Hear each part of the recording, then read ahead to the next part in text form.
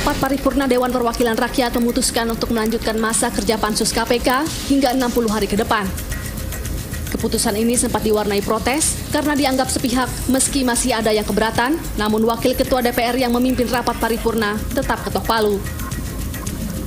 4 fraksi di DPR, yaitu PAN, Gerindra, Partai Demokrat, dan PKS, menyatakan menolak perpanjangan masa kerja Pansus.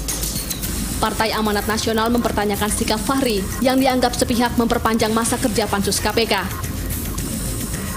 Menurut Sekretaris Fraksi PAN Yandri Susanto, Fahri Hamzah seharusnya tidak langsung mengetuk palu sidang karena masih ada fraksi yang belum sepakat hasil rekomendasi Pansus.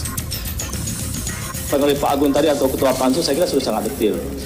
Kalau misalkan tadi dikatakan belum cukup karena belum memanggil pihak KPK, nggak ada jaminan juga kalau diperpanjang mereka akan hadir. Nggak ada, DPR tidak tersandera oleh lembaga lain untuk mengambil sebuah keputusan.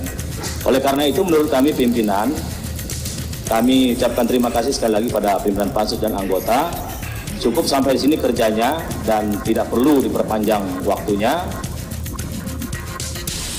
Rapat paripurna yang digelar hari ini beragendakan mendengarkan laporan hasil kerja sementara dari pimpinan Panitia Khusus Hak Angket KPK. Dalam laporannya, Pansus Hak Angket KPK belum pada tahap menyampaikan laporan akhir, sehingga belum dilanjutkan ke rekomendasi fraksi terhadap temuan Pansus. Ketua Pansus KPK Agun Gunanjar membacakan beberapa temuan kelemahan KPK yang meliputi aspek kelembagaan, kewenangan, anggaran, dan tata lembaga kelola SDM. Untuk itu, Panitia Khusus Hak Angket KPK akan terus berjalan dalam mengawasi kinerja KPK.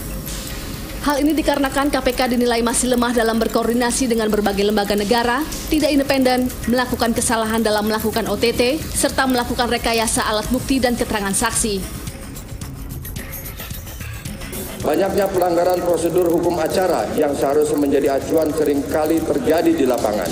Masyarakat mencari keadilan seringkali melaporkan bahwa KPK kerap melanggar hak asasi manusia dan hak warga negara di muka hukum.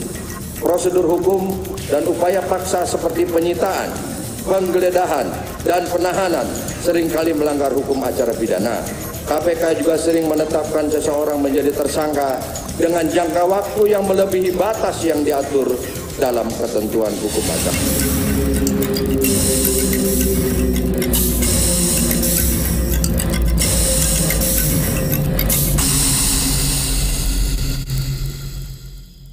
Ya, pemirsa, tampaknya perseteruan KPK dengan DPR ini masih panjang karena pansusnya diperpanjang. Tentu saja ini menuai pro kontra karena banyak menganggap bahwa pansus ini merupakan upaya pelemahan begitu terhadap KPK. Perlukah Presiden Jokowi mengintervensi begitu ya, karena mengingat ini yang getol mengusung pansus adalah partai pendukung pemerintah begitu. Kita akan bahasnya saat ini pemirsa bersama narasumber yang sudah hadir di studio. Ada Pak Refli Harun, pakar hukum tata negara. Selamat malam Pak Refli.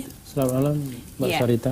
Dan kemudian ada Pak Teguh Nasrullah, pakar hukum pidana. Selamat malam Pak Nasrullah. Selamat malam Rahma. Assalamualaikum warahmatullahi wabarakatuh. Waalaikumsalam warahmatullahi wabarakatuh. Baik, kalau melihat perkembangan terbaru mungkin ke Pak Refli dulu ya. Dari hasil temuan-temuan dari DPR ini ya tampaknya memang mengarah pelemahan begitu ya, karena mengatakan KPK salah prosedur ya dalam OTT, menyoroti justice kolaborator, saksi begitu kan, dan banyak lagi kelemahan-kelemahan KPK. Kalau Anda melihat seperti apa Pak Refli? Begini, saya mengkhawatirkan metode kerja pansus ya sesungguhnya. Kenapa? Pertama, dari awal tuh tidak fokus. Yang mau diselidiki itu apa? Kan saya selalu mengkritik, kalau kita mau bikin metode ilmiah, itu kita state dulu apa yang kita mau selidiki. Nah, kalau ini kan kesannya dia memberikan keranjang sampah semuanya itu. Jadi 4 ada tata kelola, macam-macam dan lain sebagainya.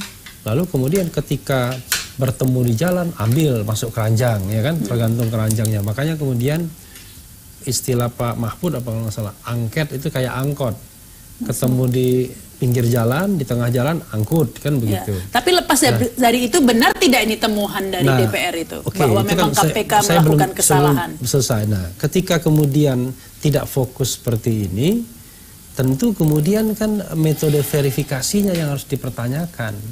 Jadi apalagi kita tahu bahwa yang melakukan itu kan banyak orang, seperti misalnya datang, ya kan, dan kemudian kadang-kadang memang yang dipilih sengaja yang kira-kira punya histori dengan KPK, ahlinya pun kan ahli yang cocok sama pansus yang diundang kan, kira-kira begitu.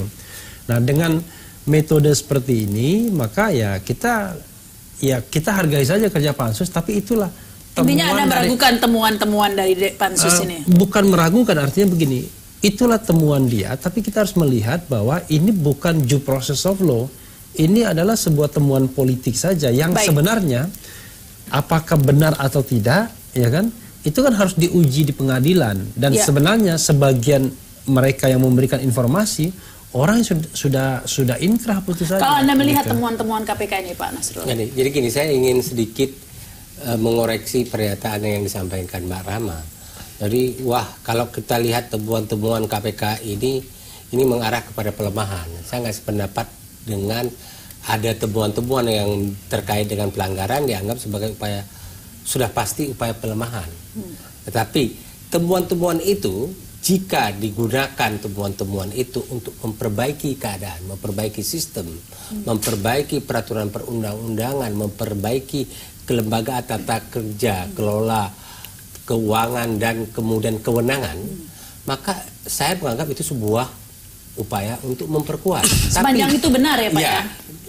Tapi kalau temuan-temuan itu digunakan sebagai sebuah alasan untuk kemudian memukul KPK, membuat misalnya KPK akhirnya tidak lagi bisa melakukan penyelidikan dan penyidikan terhadap kasus-kasus yang sedang ditangani selama ini, termasuk dan tidak terbatas kepada kasus-kasus seperti IKTP. Nah, ini yang baru kita terjemahkan ke sana.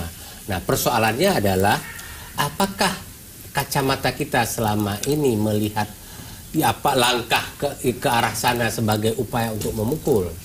Saya tidak berani mengatakan itu sebuah langkah untuk memukul.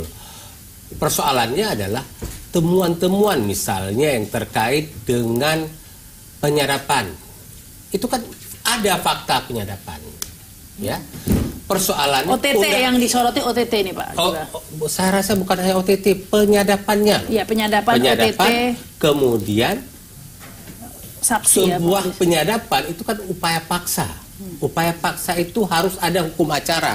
Nah, cilakanya membentuk undang-undang KPK tidak mengatur hukum acara di situ. Akhirnya hukum acara, ada sebuah kewenangan tidak disertai hukum acara.